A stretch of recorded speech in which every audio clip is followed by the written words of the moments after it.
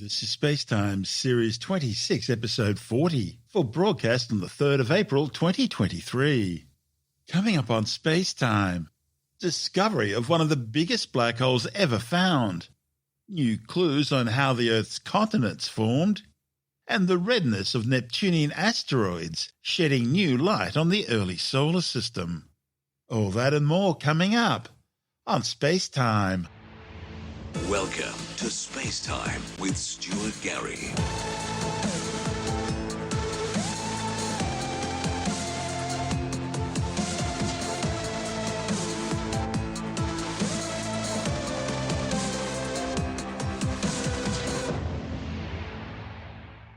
Astronomers have discovered one of the biggest black holes ever found, a monster some 30 billion times the mass of the Sun. Black holes are the most intense gravitational wells in the universe. They're regions of infinite density in zero volume, places where the gravitational pull is so strong that nothing, not even light itself, can escape. Stars, planets, clouds of gas and other material are all attracted to black holes by the intense gravity. They then swirl around the black hole in an accretion disk, sort of like water swirling round the sink before it disappears down the drain. Material in the accretion disk is crushed, stretched and ripped apart at the subatomic level, releasing vast amounts of energy at billions of degrees before eventually passing beyond a point of no return called the event horizon. Once inside the event horizon, escape velocity becomes greater than the speed of light, some 300,000 kilometers per second in a vacuum. And since nothing can travel faster than the speed of light, nothing, not even light itself, can escape a black hole. Here, matter is spaghettified as it falls forever towards the singularity, a place where the laws of physics as science understands them breaks down. But not all the material disappears down the black hole. Some of the superheated material on the accretion disk is deflected along powerful magnetic field lines away from the event horizon and then out towards the black hole's spin axis, where it can be accelerated to relativistic speeds and focused into intense superluminal jets called quasars. These quasars are the brightest objects in the known universe, shining out like beacons in the night, visible at distances of more than 13 billion light-years.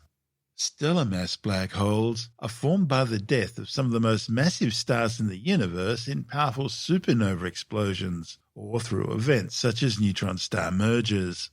While supermassive black holes, which are millions to billions of times larger, are found at the centers of most, if not all, galaxies. The so-called ultramassive black hole, which scientists have now detected, was found hundreds of millions of light-years away. It was detected thanks to a phenomenon called gravitational lensing, in which the mass of a foreground galaxy bends and magnifies the light of a more distant background object. Supercomputer simulations showed that the supermassive black hole at the center of the foreground galaxy would have needed to be some 30 billion solar masses in order to achieve the degree of magnification which the astronomers observed. And that places it on a scale rarely seen in astrophysics. Hence the term hypermassive black hole. The findings, reported in the monthly notices of the Royal Astronomical Society, represent the first black hole found using this technique, whereby the team simulates the light travelling through the universe hundreds of thousands of times. Each simulation includes a slightly different mass black hole, thereby changing the light's journey to Earth. When the researchers included the ultramassive black hole in one of their simulations, the path taken by the light from the faraway galaxy to reach the Earth exactly matched the real images captured by the Hubble Space Telescope. The study's lead author, James Nightingale from Durham University, says it's one of the biggest black holes ever detected and on the upper limit of how large astronomers believe black holes can theoretically become. Nightingale says that most of the biggest black holes scientists know about are in an active state, where matter's pulled in close to the black hole, heats up and then releases energy in the form of light, X-rays and other radiation. However, gravitational lensing makes it possible to study inactive black holes, something not currently possible in distant galaxies. This approach could let astronomers detect many more black holes beyond our local galaxy and reveal how these exotic objects evolved further back in cosmic time. This is SpaceTime. Still to come, new clues about how the Earth's continents formed, and the redness of Neptunian asteroids could be shedding some light on how the early solar system evolved. All that and more still to come on SpaceTime.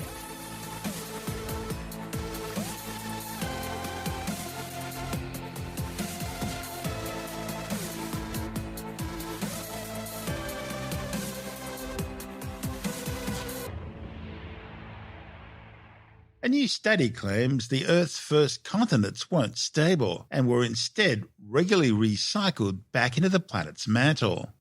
The findings, reported in the Journal of the Proceedings of the National Academy of Sciences, provides important new clues about planetary formation. The study's lead author, Associate Professor Fabio Capitanio from Monash University, says the rocks at the core of continents, which are called cratons, are more than 3 billion years old, and so formed very early in the Earth's 4.6 billion year history. He says they hold the secret of how the continents and the planet itself changed over time.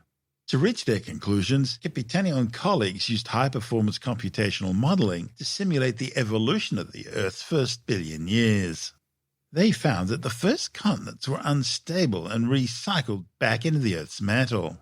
Once the early continental blocks were back in the mantle, they melted and stirred with other material, eventually mixing thoroughly until they were, for all intents and purposes, gone.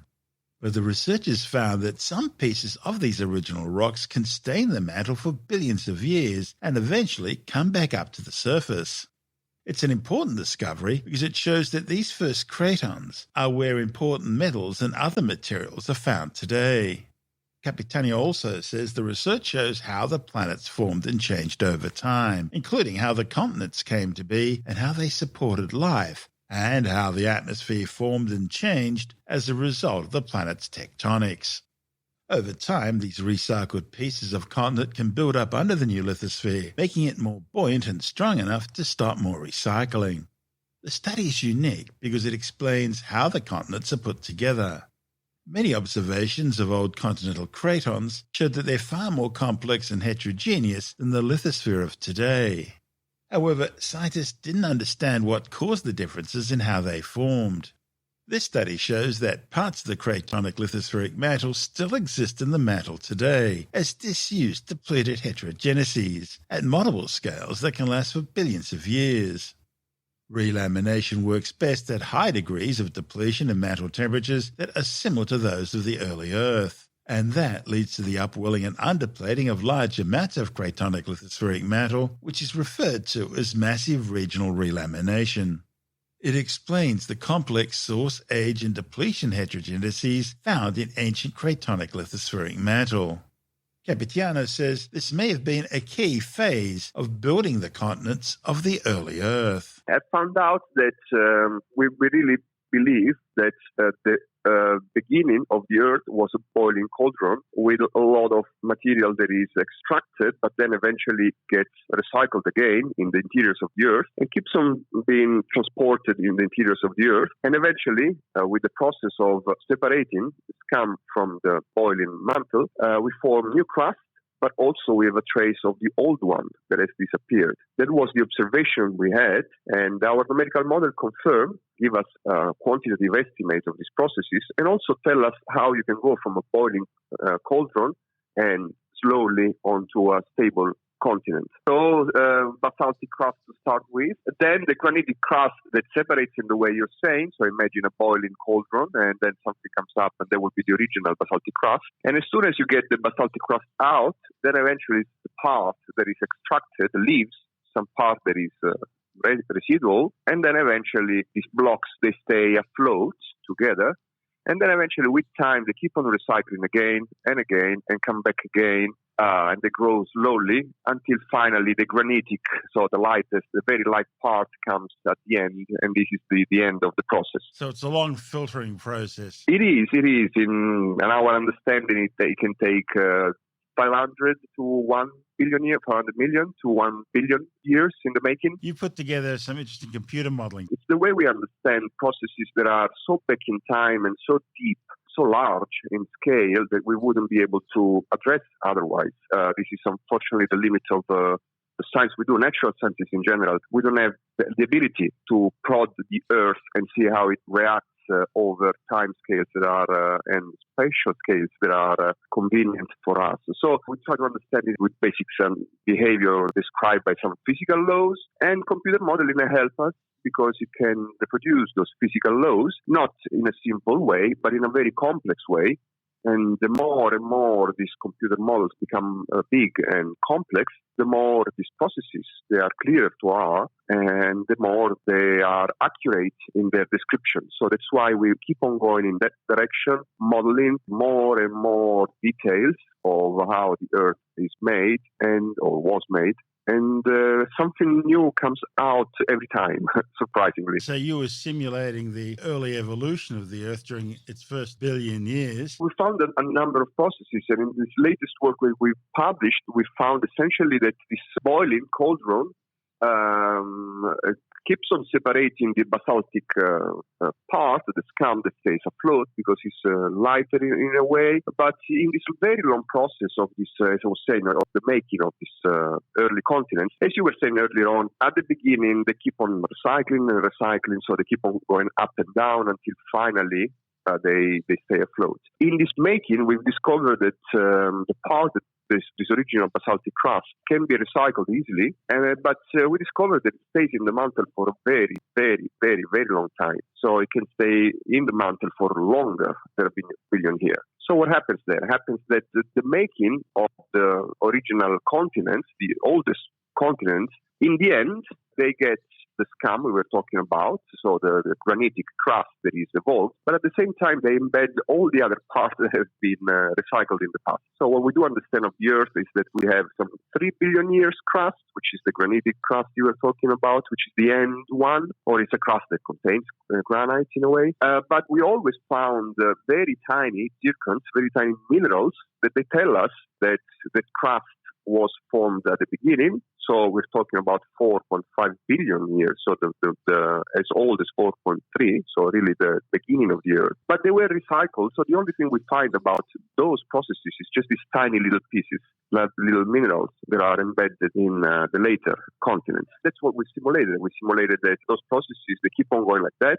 They're probably dominated by this recycling, and the traces, finally, we can map the motions of these little particles until they end up in the continents nowadays. So that was new in a way. We only had the geological evidence, but we didn't really understand whether that idea of the boiling cauldron is realistic or not, and in particular, how do you go from a boiling cauldron to a stable continent? So you've got the coast of Hudson Bay in Canada, you've got some interesting areas in South Africa, Southern Africa, and of course you've got some beautiful cratons a beautiful craton which reaches the surface over much of Western Australia. Is this the sort of area you now go to confirm what the simulations are suggesting? Yeah, well, I myself was in the Pilbara earlier on this year, and this is the point. So we do have two approaches. One, we go there and we observe directly what's going on in these oldest portions of the continents. There are some in every continent. There are some other blocks in South America and Russia too. The Australians we have a lot of them in Australia, and they are among the oldest ones. So the Pilbara is one of the oldest. That's why it's interesting. And the direct observation of these processes in the Pilbara tell us something about, as we were saying, the stable part. So the last part that forms. The original part is to be traced by terms of geochemistry. So we have to take these rocks, crush those rocks, but we've done this in the past. So in the field, this has been done in the past, and we have a wealth of observations that they really indicate that was happening. So this initial stage of the early continents, it's very active and very boiling and very bubbly. This is important because this ongoing process, which has been happening for the last 4.6 billion years, it's dictated the evolution of life on Earth, the Earth's atmosphere, everything. Yes. Well, that's the key, and we believe that the Earth is different from other planets because we have plate tectonics. Other planets do not have plate tectonics. That was going to be my next question. Okay, yeah. We do believe that plate tectonics is, in a way, a trigger or a cause for life. And therefore, by the same token, we think about other planets in the same term. There's no plate tectonics, no life. Plate tectonics, possibly these planets might have hosted or created the environment for life. Well, it turns out that the real atmosphere, the atmosphere as we see that today, started to be created on planets with those processes that were in the early Earth, so billion years ago, more than 2 billion years ago, that they are completely different from plate tectonics. So you have this recycling with the formation of crust, and then it's recycled again and formed again. And each time you essentially extract also relevant compounds that are relevant for life. So hydrogen, oxygen, nitrogen, potassium, phosphorus, all of those, and many others, of course. There's a list, long list. So now this becomes interesting. So if plate tectonics, which is unique to Earth, it's not really the origin of atmosphere and life and other processes are, then of course we have to go back to the blackboard and think about how we think about life on other planets. Processes we observe on early Earth are similar in other planets, actually. This is where things like boiling rocks at the ocean interface of places like maybe the Jovian moon Europa or the Saturnian moon Enceladus comes in. Yeah, exactly. So this is really, in a way, a game changer. So it's not plate tectonics that creates life on other planets, but other processes. We observe those processes. My research now is moving on to Venus, because Venus is we have a little bit more understanding of Venus compared to Enceladus, other moons and other planets. Mars would be another target. So we can understand the evolution of those planets that do not have plate tectonics and try to understand and infer eventually what would have been the evolution of the planet and the atmosphere and whether condition for life could have been possible or not. Venus is a really interesting example. It's Earth's sister planet, but a twisted sister if it is. It's got an atmosphere which is 100 times denser than what we have here. Thick carbon dioxide atmosphere, 460 degrees surface temperatures, hot enough to melt lead. When you look at the geological features on Venus, they're very different from what we see on Earth. The overall scene on Venus seems to be one of maybe the crust was too thick, and so plate tectonics couldn't develop. Instead, the crust simply popped open to allow the planet to cool through volcanic activity. Yeah. Well, this is what it is. So essentially the volcanic activity, as you say, the massive basalt flows. In a way, what we do understand is this is most likely what would have been the early Earth. So we were talking earlier on of a boiling cauldron and the separation of basaltic crust to start with. And on Venus, the crust can be very thick, and the basaltic crust today is thin, but in the early Earth was very thick. So we talk about 30 to 40 kilometers of basaltic crust, possibly. And that's why when we look at Venus now, it really looks like what could have been the Earth in the past. Besides, we always talk about basalt as an oceanic crust, but the truth is that if you don't have an oceanic environment, differentiated from a continental one in an initial early Earth, so likely those basaltic flows in the early Earth, they really look like those that are formed in a planet with a very thin atmosphere like Venus. But all this volcanic activity that you're talking about, all these massive basaltic flows that obviously regulate the way the planet cooled in the beginning, this is in a way what we understand in the early Earth. So Venus, present day, or the last billion years in Venus, very similar to early Earth. That's Associate Professor Fabio Capitanio from Monash University. And this is SpaceTime.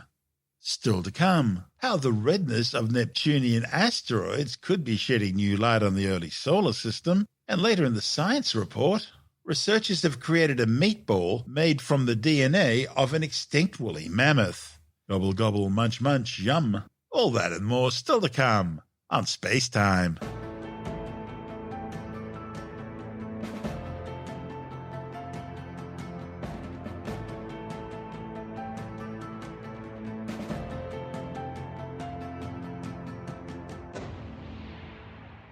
A new study suggests that the asteroids which share their orbits with the planet Neptune aren't uniform, but rather exist in a broad spectrum of reddish colours, implying the existence of more than one population of asteroids in the region.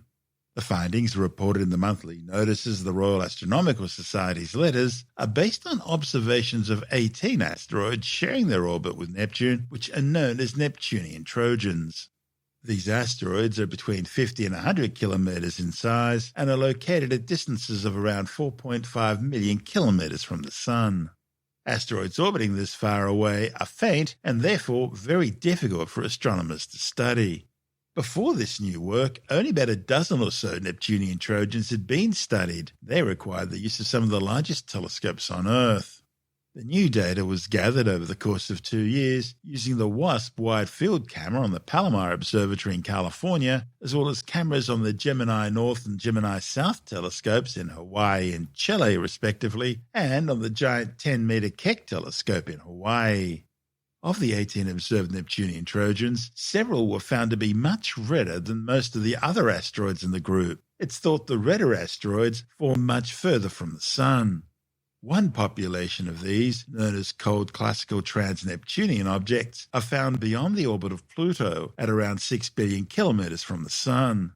The newly observed Neptunian Trojans are also very unlike the asteroids found in the orbit of Jupiter, the Jovian Trojans, which are typically more neutral in colour. The redness of the asteroids implies they contain a high proportion of more volatile ices, such as ammonia and methanol. These are extremely sensitive to heat and can rapidly transform into gas if the temperature rises, and so are more stable at large distances from the Sun. Now, the location of these asteroids at roughly the same orbital distance as Neptune also implies that they're stable on timescales comparable with the age of the solar system, around 4.6 billion years. And so they can effectively act like time capsules, recording the initial conditions of the solar system. Now, the mere presence of these redder asteroids among the Neptunian Trojans also suggests the existence of some sort of transition zone between the more neutral-coloured and the redder-coloured asteroids. It's thought these redder Neptunian asteroids probably formed beyond this transition boundary and were later captured into the orbit of Neptune. Astronomers hypothesized that the Neptunian Trojans would have been captured into the same orbit as the planet Neptune as the ice giant migrated from the inner solar system to where it is now some 4.5 billion years ago. That was caused by the migration of Jupiter and Saturn firstly in towards the Sun and then back out again, in the process moving both Uranus and Neptune further out and probably also swapping their orbital sequences from the Sun.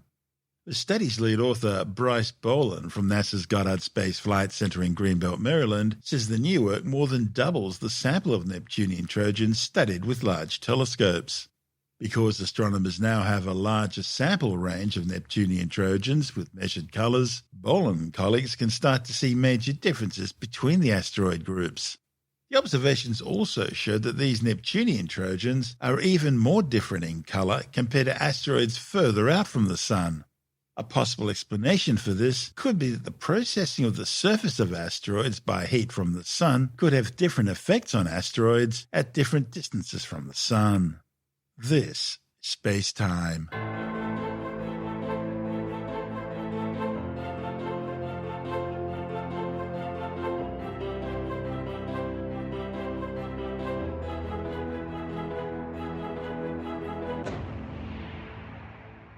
And time now to take a brief look at some of the other stories making news in science this week with a science report. The fictional movie The Day After Tomorrow tells the story of the catastrophic climate effects following the collapse of the North Atlantic Ocean circulation. Now, new Australian research suggests that our own southern version of this deep ocean circulation pattern may be about to collapse. The study, reported in the journal Nature, shows that under future climatic scenarios, deep ocean warming around Antarctica is set to accelerate over the next 30 years. Scientists found that increasing meltwater coming from Antarctica will drive a slowdown in the circulation of nearby deep ocean water, which they say could weaken by as much as 40% by 2050. This circulation drives trillions of tons of cold, salty water down to great depths. As this water sinks, it drives the deepest flows of the overturning circulation, a network of strong currents spanning the world's oceans. The overturning circulation carries heat, carbon, oxygen, and nutrients around the planet, and it fundamentally influences climate, sea level, and the productivity of marine systems. The authors say the changes now being brought about by climate change are profoundly altering the ocean's overturning of heat, fresh water, oxygen, carbon, and nutrients, and those impacts will be felt throughout the global oceans for centuries to come. This report from the Australian Academy of Science. My name is Matthew England. I'm a professor of ocean and climate dynamics at the University of New South Wales. I study how the oceans respond to climate variations and climate change. My name is Adele Morrison. I study oceanography at the Australian National University in Canberra.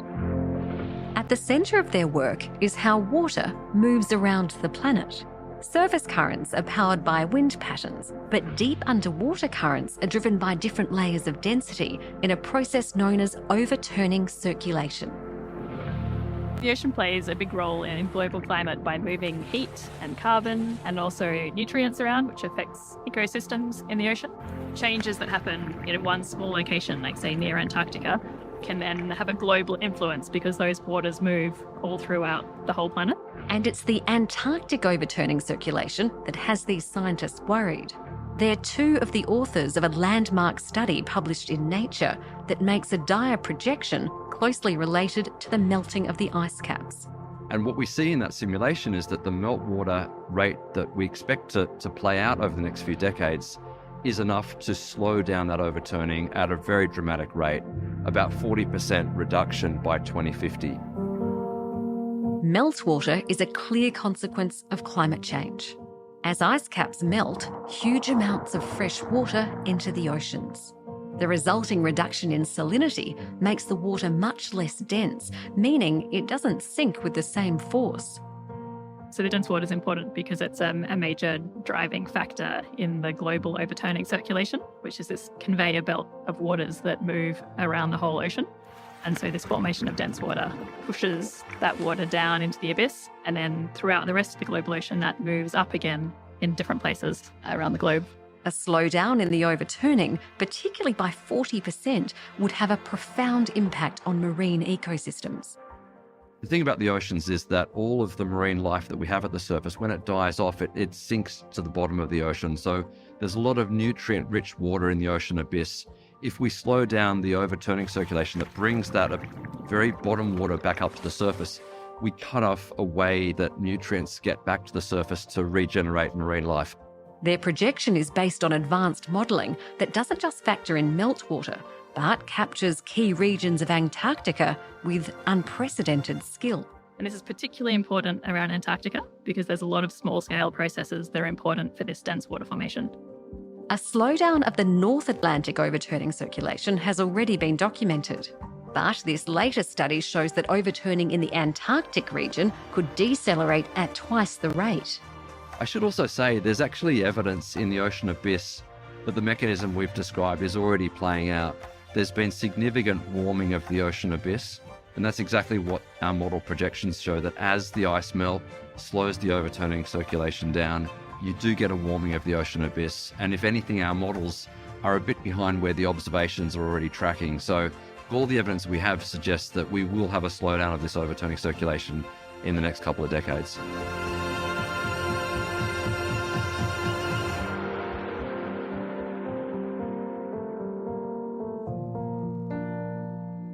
And that report was provided by the Australian Academy of Science.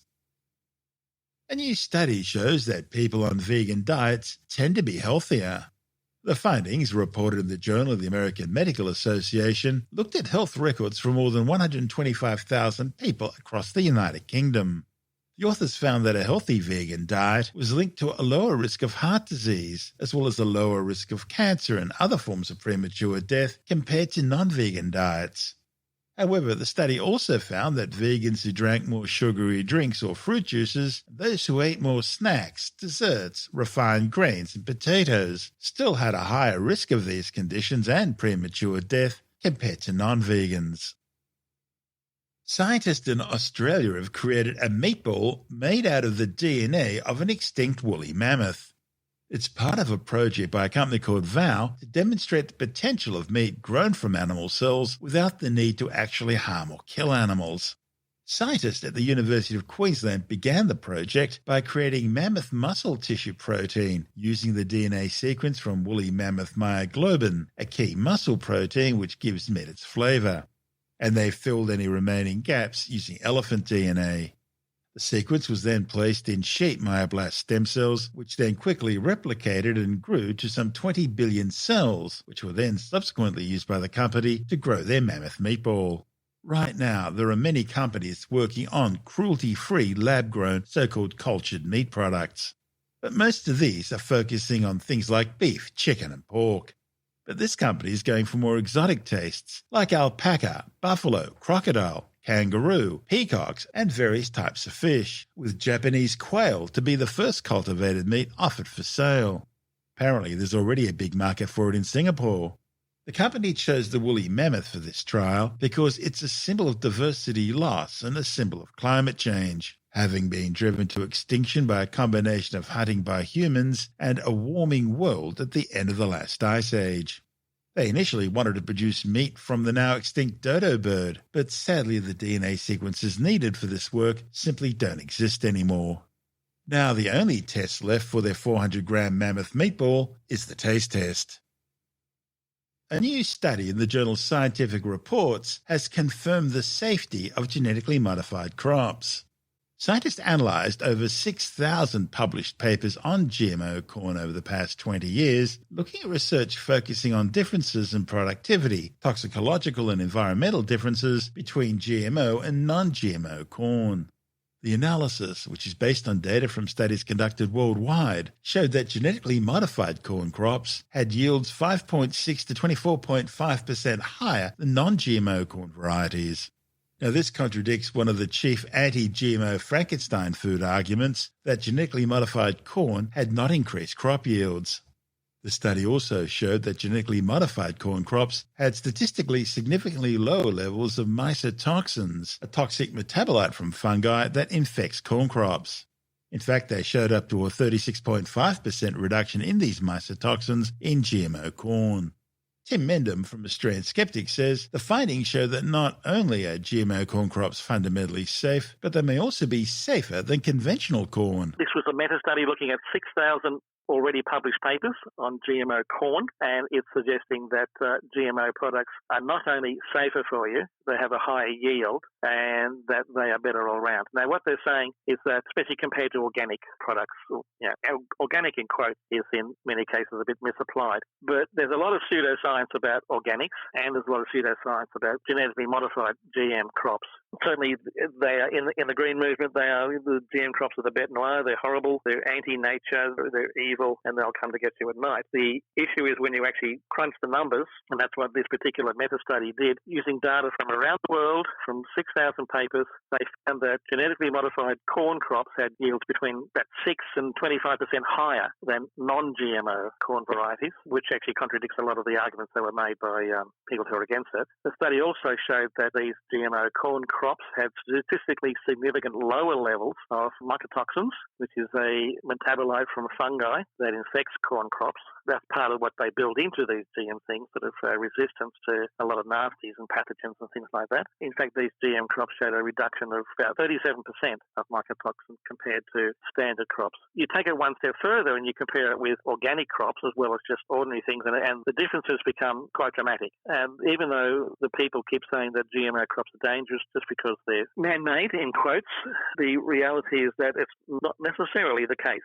And so the blanket assumption that GM bad, organic good is not necessarily borne out by the numbers. This was looking at 6,000 studies. What makes something organic? What are the principles associated with that? The principles of organics is a broad range of things. There are areas that are certified by various organic growers groups. You have to wonder sometimes, quite frankly, and people have wondered about the bona fides of those groups. Then again, you get that sort of thing in all sorts of products. So, an organisation is made up to give endorsement to a particular product. You find that safety wear. So it's not just organics. Organics are supposedly natural products that don't have any artificial additives put into them, and that includes pesticides and fertilizers, right? Artificial fertilizers. And they grow these products. The growers get very sensitive about any crops nearby that might not be organic and that might be polluting their Don't crop. put ram's horns in the corner of the field or something like that. That's the extreme end of it, right? That's the biodynamics of organics, and they are adding things to it. They're adding the sheep's horns and burying things at midnight and all sorts of stuff. It's associated with, I think, a Steiner philosophy of how you should grow food, and it drags in a lot of... Steiner or Stoner? I think is it? That's all right. Is that one of your jokes? Yes. Oh, sorry. Anyway, you have to follow all these things about how to sort of grow your products. And biodynamics is a little bit popular in some wine growing, but you sort of take people aside and do proper taste testing of these products. You're not going to get a lot of difference. A lot of it's in the mind. But yeah, that's the extreme end of organic. Basically, it is this concept of natural, and the concept of natural is a very fluid thing that just because something is natural doesn't mean it's good for you, or doesn't mean it's more efficient. And a lot of things, and it's that I claim using the justification natural is not enough. A lot of poisons are natural. Well, yes, pyrethrum. Yeah, so yeah, all sorts of things. There's hemlock that are natural that aren't what? Crocodiles are natural. Yeah, a lot of things that are sort of natural is not necessarily good for you just by itself. So using that term, it's natural, is dodgy. Not to mention the fact that a lot of things sold at the supermarket as organic or natural aren't. You've got to look beyond the hype, beyond the marketing, beyond the good intentions of people. Is it accurate? You could say, is every GMO, is every genetic modification good? Probably not. Is every organic good? Probably not. So, life's a bit tougher than simple explanations. That's Tim Mendham from Australian Skeptics.